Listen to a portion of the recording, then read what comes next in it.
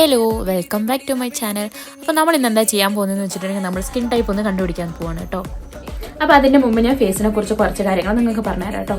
അപ്പോൾ ഈ ഒരു സ്ഥലമില്ലേ, ഇതിനെ നമ്മൾ ടി സോൺ എന്നാണ് പറയുന്നത്. ഈ ഒരു സ്ഥലത്തിന് യു സോണും. അപ്പോൾ നമ്മൾ ഫേസ് നമ്മൾ 1 മണിക്കൂർ മുമ്പ് ഫേസ് വാഷ് ചെയ്ത് വെക്കണം.